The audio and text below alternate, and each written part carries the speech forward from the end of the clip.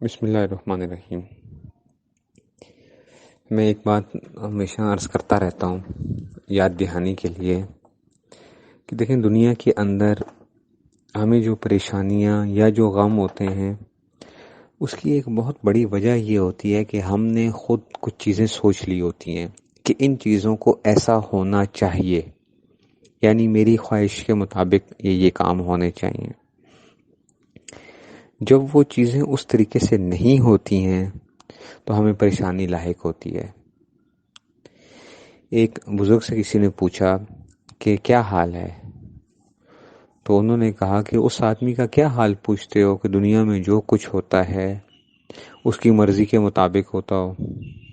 تو دوسرے آدمی نے، جو دوسرے تھے، انہوں نے کہا یہ کیسے ہو سکتا ہے کہ بھائی کہ تمہاری مرضی کے مطابق سب کچھ ہو رہا ہو۔ نے کہا میں نے اپنی خواہش کو اللہ کی مرضی کے اندر فنا کر دیا ہے۔ اب جو کچھ ہو رہا ہے وہ میرے مالک کی، میرے رب کی مرضی کے مطابق ہو رہا ہے، تو اس لیے میری مرضی کے مطابق ہو رہا ہے۔ تو یہ جو ہم اپنی طرف سے بہت سی خواہشات پالتے ہیں، سوچتے ہیں، اور پھر جب وہ نہیں ہوتی تو پھر ہمیں بے چینی ہوتی ہے، پریشانی لاحق ہوتی ہے۔ اب اس کا طریقہ کار، اب اس میں اشکال یہ ہوتا ہے کہ جناب پھر بندے، اس کا مطلب بندہ دعا بھی نہ کرے اللہ تعالیٰ سے، کہ ہم تو دعا جو کرتے ہیں اس کا مطلب یہ ہے کہ ہم وہ چیزیں مانگ رہے ہوتے ہیں۔ دیکھیں، دعا کرنا منع نہیں ہے، بلکہ دعا مانگنا تو افضل چیز ہے کہ دعا کی جائے اللہ تعالیٰ سے، لیکن بندہ دل سے کیا ہو، راضی ہو،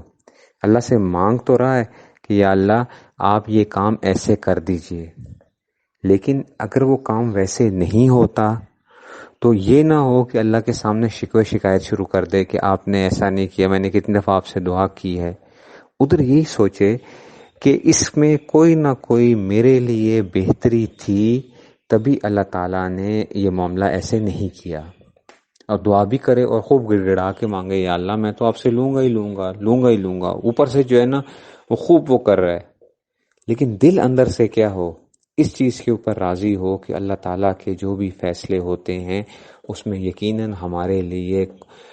فائدے ہی فائدے ہوتے ہیں، اگرچہ ہمیں سمجھ نہیں آ رہی ہوتی ہے۔ اس وقت ہم خوب واویلا کر رہے ہوتے ہیں، رو رہے ہوتے ہیں، یا اللہ یہ میرے ساتھ کیا ہو گیا، یا پریشانی جو ہے اپنے ارد گرد کے ماحول کے اندر، بیماریاں ہیں، غم ہیں آج کل، کیونکہ